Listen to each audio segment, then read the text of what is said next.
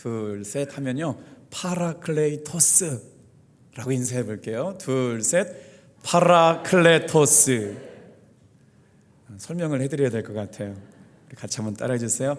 하나님은 위로의 하나님이십니다. 오늘 이 본문의 말씀을 가지고 시편 40편 1절에서 9절의 말씀으로 나를 위로해 주시는 하나님이란 제목으로 함께 은혜를 나누려고 합니다. 사람의 마음은 영과 혼과 육으로 구분되었다는 것이 우리 기독교 마음을 연구하고 성경을 연구하는 정통적인 사상입니다. 그런데 마음에 상처가 생기면 그 상처를 어디에다 저장해 놓느냐? 세포에다 저장을 해놔요. 그렇게 잊고 지내다가 환경과 조건과 때가 맞으면 잊고 살았던 감정이 아프게 드러나면서 고통 가운데 우리를 힘들게 만들게 한다는 것이죠. 이럴 때 하나님은 우리를 어떻게 도와주실까요? 예수님을 믿으면 어떤 삶의 변화가 일어나느냐?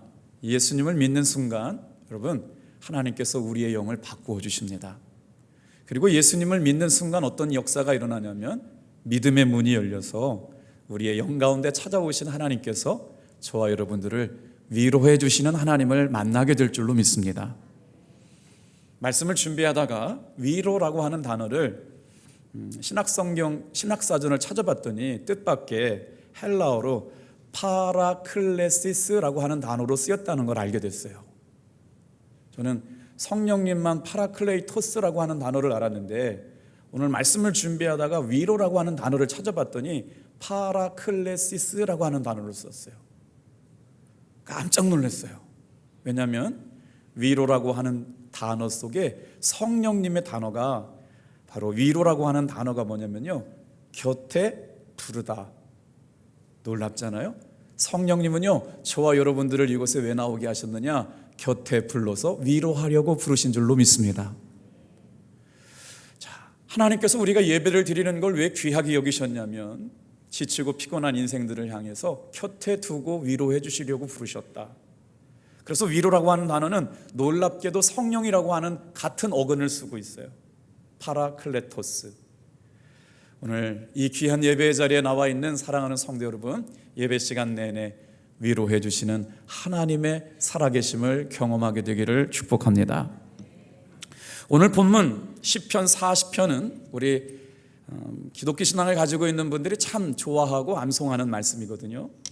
특별히 2절 말씀을 참 많이 좋아하는데 우리 1절하고 2절 말씀을 같이 한번 읽어볼게요. 시작. 내가 여호와를 기다리고 기다렸더니 귀를 기울이사 나의 부르짖음을 들으셨도다.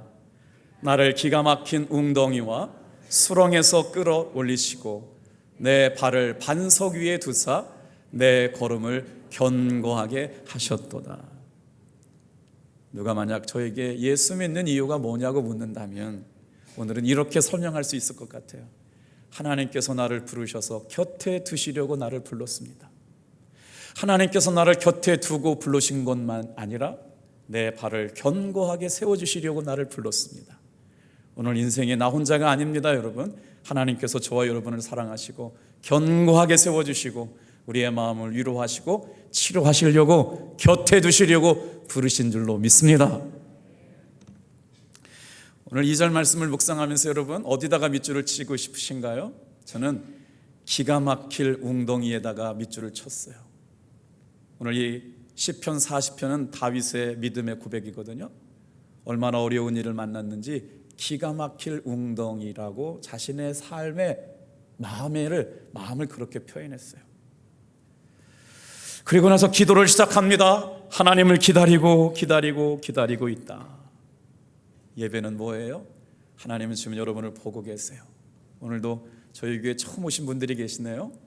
하나님은 여러분의 심령을 꿰뚫어 보고 계시죠. 알고 계세요. 어디가 힘든지, 어디가 아픈지, 얼마나 어려운지.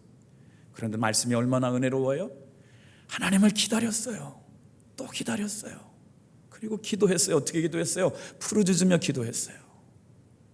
아마 간절한 삶의 문제를 가지고 어느 날 우리는 다 이런 때를 지나왔습니다.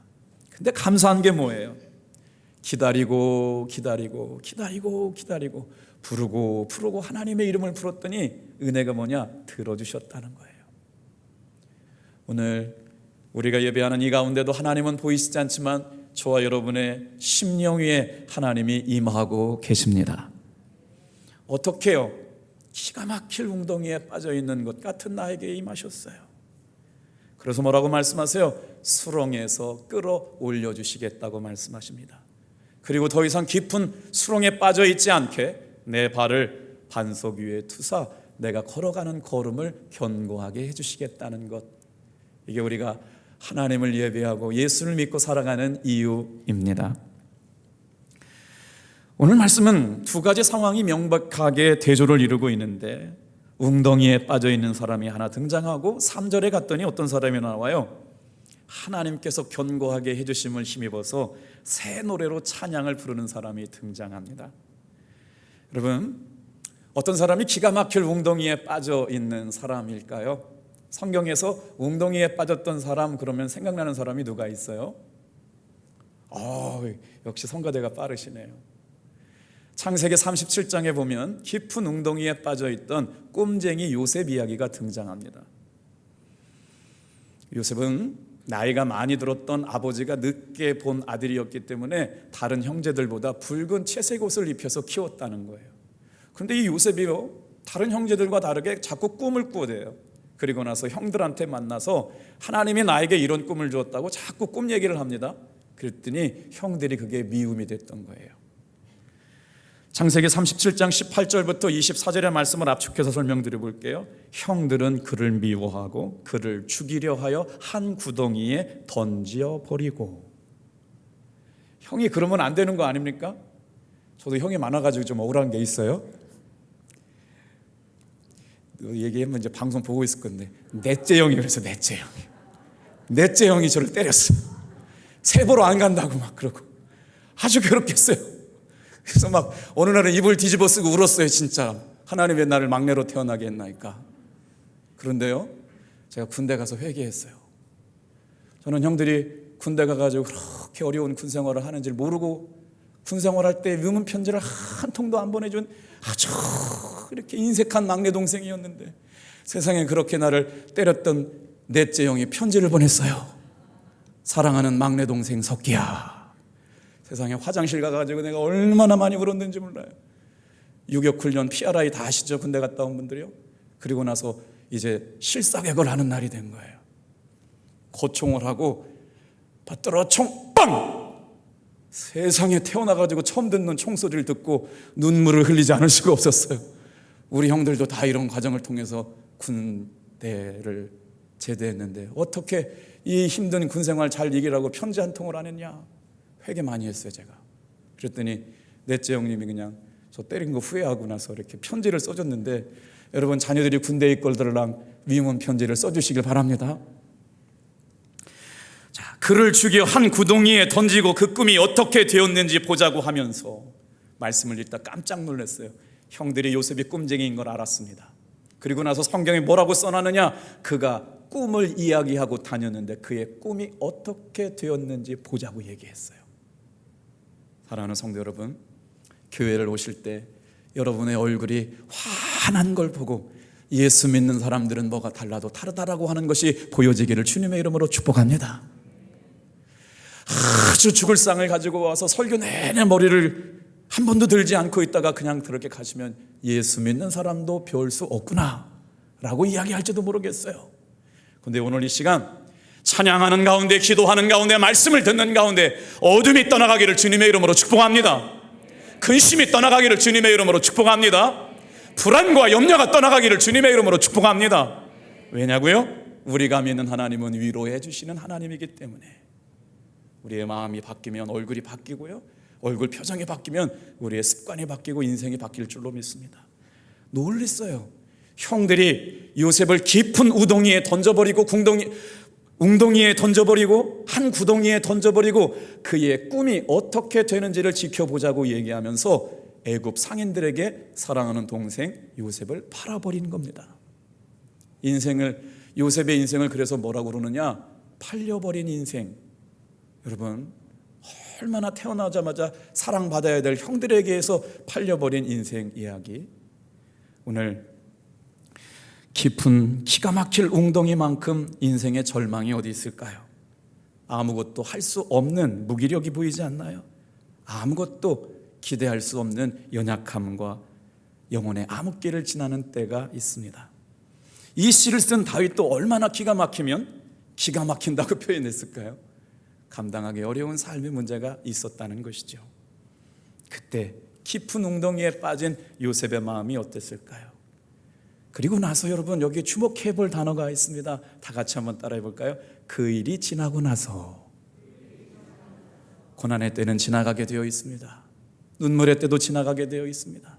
슬픔의 때도 지나가게 되어 있습니다. 정말 이 힘든 때가 어떻게 지나갈까 싶은데도 말입니다, 그때가 지나고 나니까 하나님께서 다윗의 그 고통 가운데 있는 마음에 무엇을 집어넣으셨느냐? 하나님의 영을 집어넣으셨어요. 그리고 어떻게 해요? 입술에다가 하나님의 말씀을 붙여주셨어요. 오늘 이 시간도 마찬가지입니다. 저는 매일 강단에 올라올 때마다 하나님 앞에 기도해요. 주님, 저는 아무것도 못합니다. 하나님의 영으로 제 입술에 주의 영을 붙여주시옵소서. 오늘 이 시간 찬양대가 어떻게 하나님을 영화롭게 합니까? 하나님이 붙여주신 주의 영이 임할 때 영광을 들게 될 줄로 믿습니다.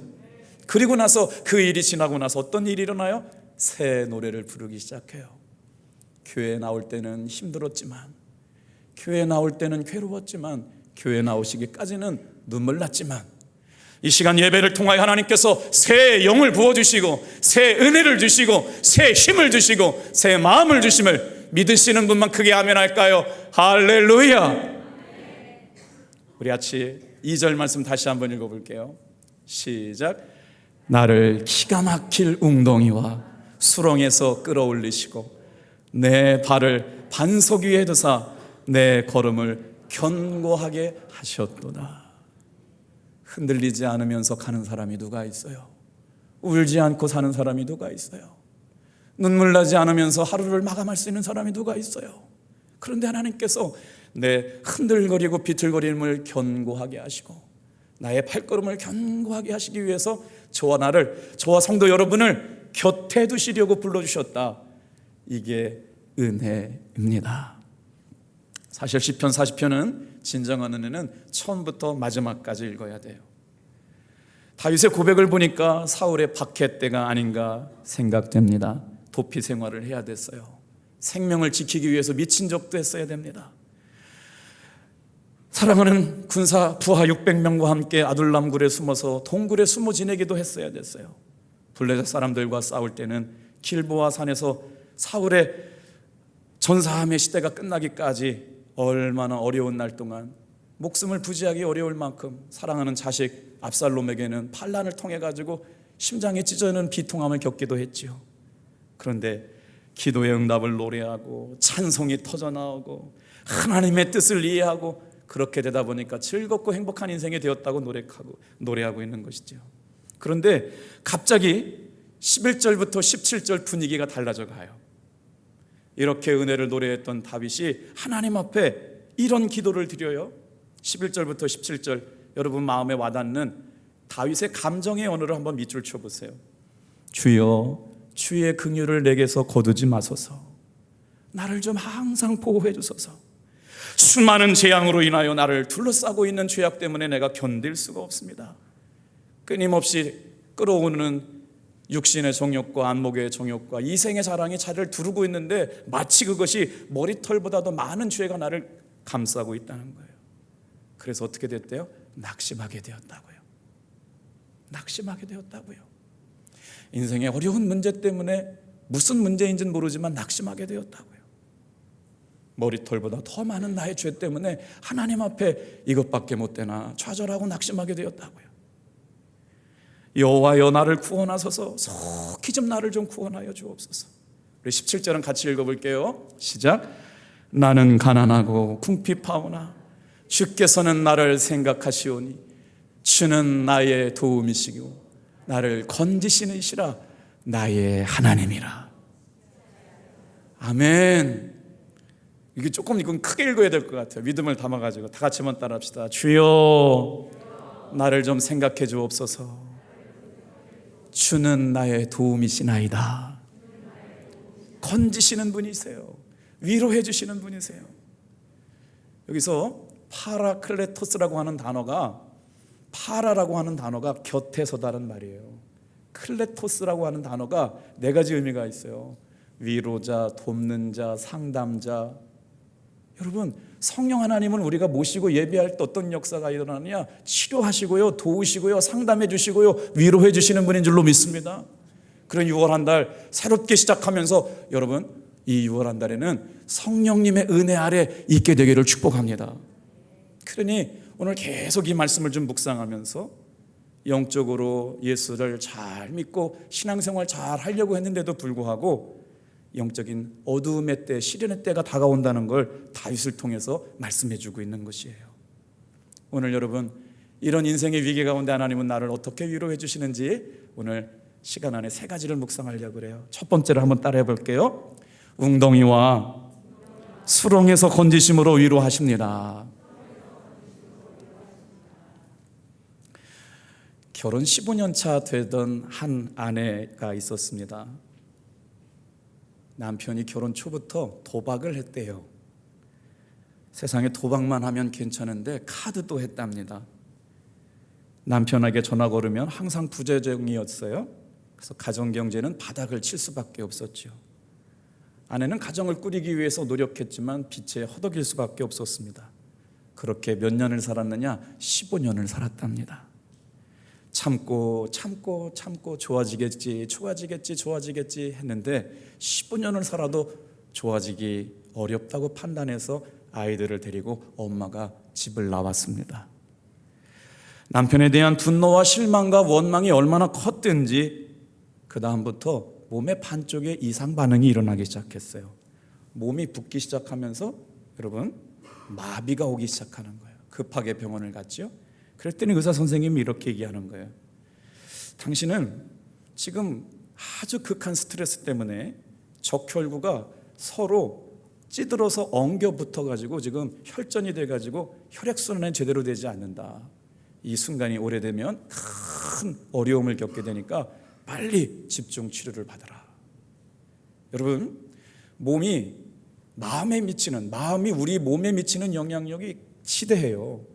그래서 우리 마음을 주님이 주시는 평안함, 주님이 주시는 기쁨, 주님이 주시는 여러분 항상 감사한 마음으로 유지하고 살아가는 것이 중요한 줄로 믿습니다. 깊은 스트레스를 계속 받게 되면 몸이 이상 반응을 일으키는 거예요. 평안한 마음을 갖고 사는 것이 왜 그렇게 중요한가요? 세계 국제보건기구라고 하는 WHO라고 하는 단체에서 건강을 이렇게 정의했어요. 건강이라고 하는 것은 신체적으로, 정신적으로, 영적으로 안전한 상태가 건강함이다 그랬어요. 병이 걸린 게 건강한 게 아니라 신체적으로, 정서적으로, 영적으로 안전한 상태에 머물러 있는 것. 여러분, 교회 밖에 세상은 어디에도 안전한 지대가 없습니다. 오직 예수님 안에 있을 때, 여러분 성령의 은혜 아래 있을 때 그것만이 하나님의 안전한 곳임을 믿으시길 바랍니다. 그래서 오늘 우리는 그 은혜를 나눠보려고 그래요. 오늘 이 시간 깊은 웅덩이와 수렁에서 건지시는 분, 그분이 오늘 이렇게 위로해 주세요. 내가 너를 만들었다. 내가 너를 도울 거야. 내가 너를 창조했어. 내가 너를 보호할 거야. 여러분, 나를 창조하신 하나님께서 나를 사랑하시고, 나를 창조하신 하나님께서 나를 지키시며, 나를 창조하신 하나님께서 보호하심을 믿을 때 그 은혜가 여러분 임하게 될 줄로 믿습니다. 하나님과의 관계가 깨어지고 혼자가 되었을 때 여러분 우리는 두려움을 느낍니다. 그래서 왜 우리가 예수를 믿으라고 얘기하느냐면, 예수를 믿게 되면 죽어있던 영이 살아나고 살리시는 영이 내 안에 들어오시게 되면서 여러분 하나님과 단절되었던 삶이, 하나님과의 관계가 회복되어질 때 혼자라고 하는 두려움과 공포가 사라지게 되는 것이죠. 오늘 시편에서도 이런 믿음의 고백을 드리고 있는 것이죠. 놀랍게도 기가 막힐 웅덩이와 수렁에서 끌어올리시고 우리가 걷는 발걸음을 견고하게 세워주시는 은혜가 오늘 예배 가운데 있는 분들에게 충만하게 임하게 되기를 축복합니다. 그림 하나 보여드릴게요. 예수를 믿게 되면 어떤 변화가 일어나느냐? 우리 안에 살리시는 영이 내주하기 시작하게 되는데, 저 그림을 잘 보시면서 한번 설명드려 볼게요. 인간의 몸은 영과 혼과 육으로 구분되어져요. 그런데 우리 몸을 구성하고 있는 육은 어떻게 되어 있느냐? 세상을 인식하며 살아가게 하도록 여러분 우리 몸을 만들어 주셨어요. 두 번째, 우리의 혼은 감정과 의지와 지성과 기억을 관장하게 되는데, 혼이 살아있으면 어떻게 되느냐? 내가 누구인지를 깨닫고 살아갑니다. 그러니까 여러분, 마음을 건강하게 하는 것, 지정의, 감정과 의지와 지성과 기억은 어디에 관장을 하느냐? 내가 자기 자신을 살피고 인식하고 살아갈 수 있는 힘이 어디로부터 나오냐면 혼의 영역에서 나온다는 거예요. 그런데 놀랍게도 하나님의 위로를 받는 영역은 어디냐? 여러분, 하나님의 영은 바로 우리의 영과 연결되어 있어요. 그런데 예수님 밖에 있는 사람들, 하나님 밖에 있는 사람들은 그 영이 살아있는 것 같지만 죽어있기 때문에 우리는 그 영을 살리기 위해서 하나님과 영과 영으로 만나기 위해서 복음을 전한 겁니다. 할렐루야. 이 시간도 마찬가지예요. 교회를 왔다 가는 것으로 만족하지 마시고 여러분, 영으로 하나님께 예배하게 되길 바랍니다. 그러면 어떻게 되느냐? 우리의 영은 하나님을 의식하도록 지음받았습니다. 그렇기 때문에 하나님을 사랑하고 하나님을 초대하고 하나님을 인정하고 하나님을 신뢰하는 사람들에게 하나님께서는 하나님의 영을 자각할 수 있는 은혜를 주셨죠. 오늘 성령은 바로 이런 은혜입니다. 성령으로부터 나온 하나님의 영이 혼을 살리고 육을 살리게 하시기 때문에 다 같이 한번 따라합시다. 영혼이 잘 되면 범사가 잘 됩니다. 이 말이 여기에서 나온 거예요. 영혼이 잘 되는 건 바로 뭐냐면 내 죽어있던 영이 예수를 믿음으로 말미암아 하나님의 영이 내 삶에 들어오시게 됐어요. 그리고 나서 어떻게 됐어요? 하나님과 끊어졌던 관계가 회복되고 하나님과의 사귐이 시작되면 어떤 역사가 일어나느냐? 더 이상 불안해하지 않습니다. 존재에 대한 불안, 하나님에 대한 빈자리에 대한 불안, 혼자라는 공포가 밀려들지 않죠. 혹시 밤에 주무실 때 불 켜고 주무셔야 되는 분 계세요? 분명히 이유가 있을 거예요. 예수님을 나의 구주로 영접할 때 죽어있던 영이 살아나게 될 줄로 믿습니다. 오늘 이 시간도 마찬가지예요. 주일날 그냥 어떨결에 교회 나와가지고 시간이 오래되었다고 여러분 예수님을 주위로 영접한 게 아닙니다. 오늘 이 시간 전심으로 예수 그리스도를 믿으시길 바랍니다. 그때 영이 살아나고 그 영을 통하여 살리시는 영이 나를 자유하게 하심을 믿으시길 바랍니다. 그래서 뭐라고 말해요? 영은 혼을 지배하고 혼은 육을 지배하게 되어 있어요. 하나님의 영이 내 안에 계시면 내 마음을 누가 지배하게 계시느냐? 내 혼을 하나님의 영이 지배하기 시작하시는 거예요. 그 혼이 누구를 지배하느냐? 육체를 지배하게 됐어요. 높은 차원은 낮은 차원을 지배하고 살 수 있게 밖에 없거든요. 오늘 이 시간에 하나님의 영으로부터 오는 위로가 충만하게 임한다는 말은 여기에 있습니다. 독일의 신학자 보네퍼는 이 세상에서 격려와 위로가 필요하지 않은 사람은 한 사람도 없다고 말했어요. 그런데 성경은 뭐라고 말하느냐? 정말 내가 위로가 필요할 때, 나에게 격려가 필요할 때 누가 과연 나에게 위로해 줄 거냐고 위로할 자가 없다고 말씀하세요. 전도서 4장 1절 2절 말씀 좀 읽어드려 볼게요. 내가 다시 해 아래서 행하는 모든 학대를 살펴보았도다. 보라, 학대받는 자들의 노래로라. 그들에게 위로자가 없도다. 그들을 악대하는 자들의 손에서 권세가 있으나 그들에게는 위로자가 없도다. 오늘 여러분에게는 위로자가 있으세요? 여러분, 하나님의 이름을 부르고 예수님을 주님으로 영접하고 살아가는 우리들에게 하나님은 참된 위로의 하나님이 되어주실 줄로 믿습니다. 우리 하나님은 그렇게 하시려고 저와 여러분을 불러주신 것이죠. 자, 사도 바울이 이것을 증거했어요. 사도 바울이 고린도후서 1장 3절부터 7절만큼 뭐라고 얘기했느냐면 내가 믿는 하나님은 위로의 하나님이시다라고 얼마나 강조를 했는지 몰라요? 3절부터 7절까지 5절이잖아요. 그 가운데 하나님은 위로하시는 분, 하나님은 위로해 주시는 분, 10번이나 위로해 주시는 분이라고 강조하고 있어요. 우리 시간이 조금 가더라도 이 말씀은 자기 목소리로 읽어주실까요? 3절부터 7절 한 절 한 절 읽겠습니다. 시작. 찬송하리로다 그는 우리 주 예수 그리스도의 하나님이시요 자비의 아버지시요 모든 위로의 하나님이시며 우리의 모든 환난 중에서 우리를 위로하사 우리로 하여금 하나님께 받는 위로로서 모든 환난 중에 있는 자들을 능히 위로하게 하시는 이시리로다. 그리스도의 고난이 우리에게 넘친 것 같이 우리가 받는 위로도 그리스도로 말미암아 넘치는도다. 우리가 환난 당하는 것도 너희가 위로와 구원을 얻게 하려는 것이요 우리가 위로를 받는 것도 너희가 위로를 받게 하려는 것이니 이 위로가 너희 속에 역사하여 우리가 받는 것 같은 고난을 너희도 견디게 하느니라. 너희를 위한 우리의 소망이 견고함은 너희가 고난에 참여하는 자가 된 것 같이 다 같이 한번 크게 합시다. 위로해도 아멘. 세상에 사도 바울이 자신이 만난 영적 깊은 은혜 가운데 하나님이 경험되어지고 나서 마치 이렇게 얘기하고 있는 거예요. 하나님은 위로해 주시는 하나님이다. 여러분, 오늘 이 본문 고린도후서 3장 1장 3절에서 7절 가운데 위로보다 더 많이 등장한 단어가 뭔지 혹시 아시는 분 계세요? 잘 관심 있게 못 읽으셨죠? 제가 말씀을 묵상하다 너무 큰 은혜가 됐어요. 하나님은 이거는 위로해 줄 수 있는데 이거는 못 위로해 주세요. 하나님은 이거는 도와주시지만 이처럼 힘든 문제는 못 도와주실 거야. 돈 문제는 해결해 주실 줄 모르지만 살고 죽는 문제는 못 도와주실 거야. 하나님은 감기는 고쳐주시지만 내 암은 못 고쳐주실 거야. 여러분 그렇게 말씀하지 않으셨어요. 오늘 말씀해 보니까요, 우리 주 예수 그리스도의 하나님을 찬송하리로다. 다 같이 한번 따라 합시다. 모든 위로의 하나님. 어떤 문제는 해결하고 어떤 문제는 해결 못 해주신 하나님이 아니에요. 모든 문제를 해결해 주신 하나님이 저와 여러분이 믿는 하나님인 줄로 믿습니다. 모든 위로의 하나님, 위로 못하실 것이 없는 거예요. 오늘 시간 위로가 되지 않습니까? 힘이 되지 않습니까? 모든 위로의 하나님, 얼마나 감사해요.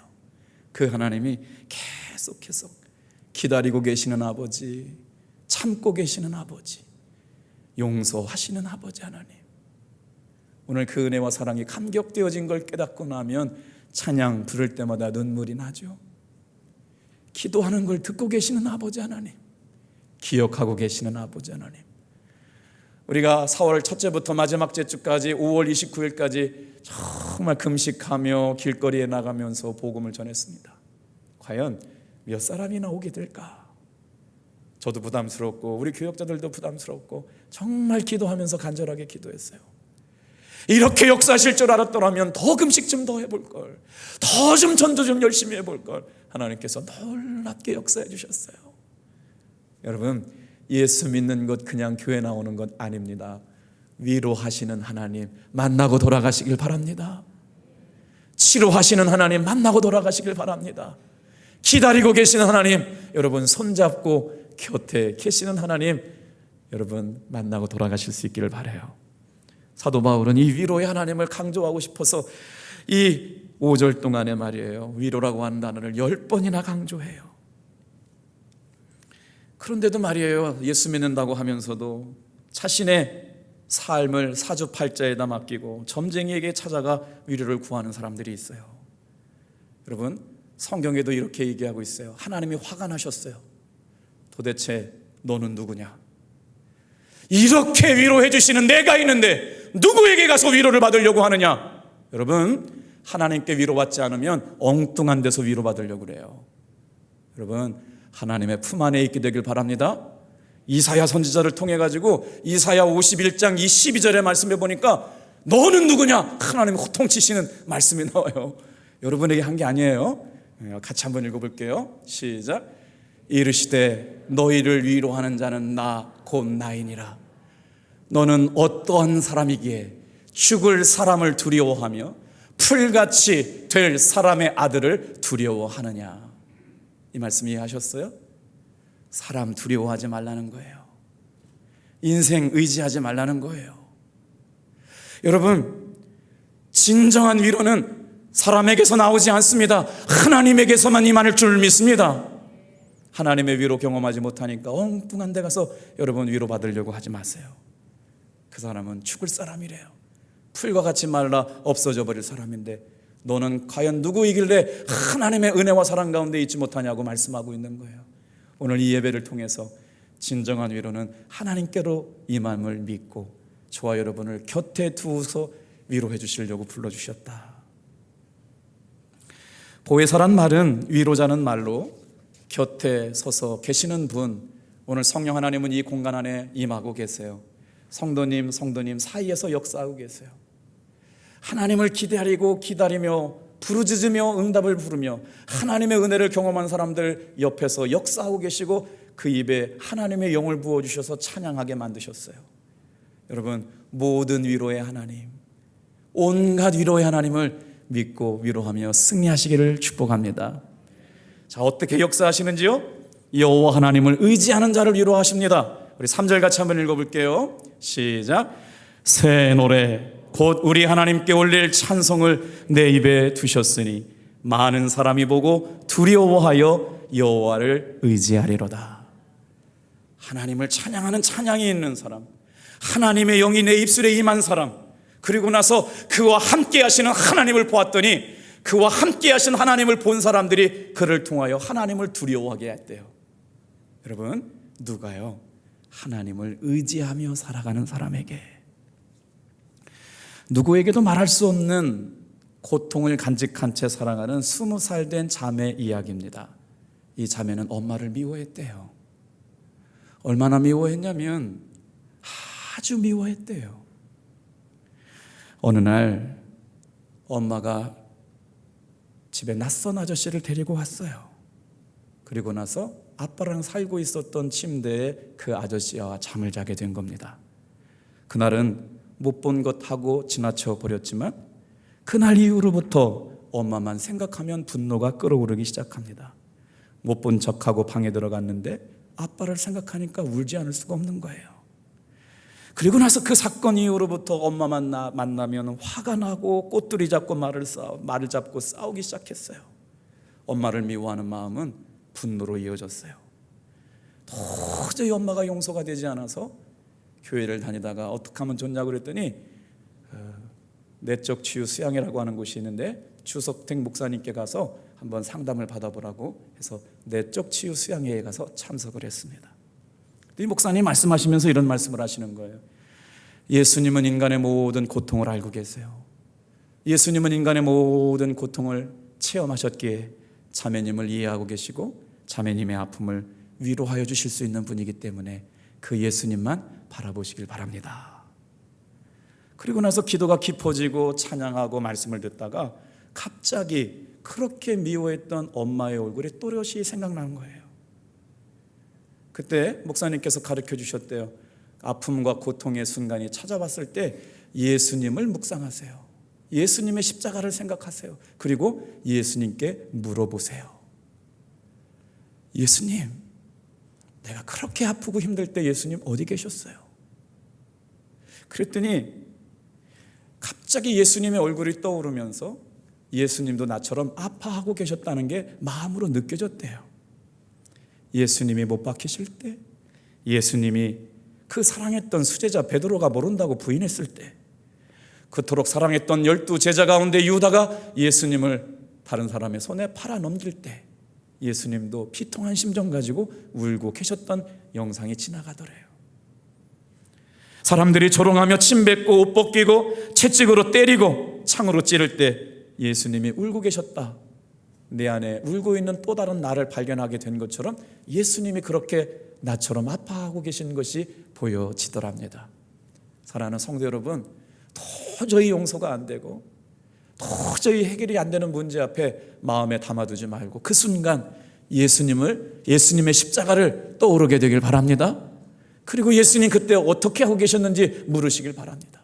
그래서 이 자매님이 너무 괴로워서 예수님도 나처럼 괴로워하셨고 나처럼 눈물을 흘리셨고 나처럼 배신당하셨구나 라고 주님 그러는데 그때부터 눈물이 터져나오기 시작하는 거예요.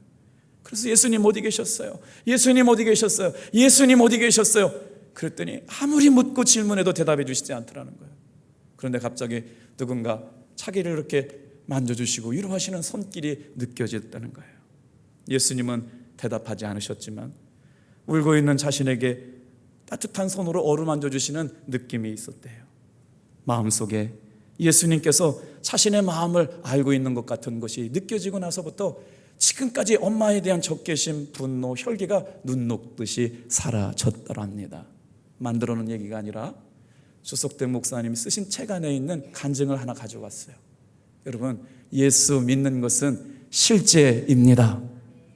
오늘 이 시간 치료해 주시는 하나님의 이때, 그런 하나님이 이때라고 하는 것이 아니라 이 시간 예수님을 의지하고 바라보면 내 마음의 모든 상처가 눈 녹듯이 씻기어짐을 경험하게 하실 줄로 믿습니다. 그때 목사님이 자매님에게 들려주셨던 말씀이 요한복음 3장 14절부터 16절이에요. 우리도 같이 한번 읽어볼게요. 시작. 모세가 광야에서 뱀을 든 것 같이 인자도 들려야 하리니 이는 그를 믿는 자마다 영생을 얻게 하려 하심이니라. 하나님이 세상을 이처럼 사랑하사 독생자를 주셨으니 이는 그를 믿는 자마다 멸망하지 않고 영생을 얻게 하려 하심이라. 하나님을 의지하는 사람을 위로해 주십니다. 마지막으로 세 번째 한번 따라해 볼까요? 시작. 주를 찾고 즐거워하는 사람을 위로하십니다. 우리가 이제 예배를 마치려고 그러는데 한번 두 손을 다 들어서 옆에 분한테 축복했으면 좋겠어요. 하나님이 사랑하는 성도님을 향하여 하신 최초의 축복의 언어, 둘, 셋. 빛이 있으라. 보시기에 좋았다고 말씀해 주세요. 오늘 이 친구들도 많이 오셨네요. 하나님께서 여러분 한 분 한 분을 향하여 말씀하시는 거예요.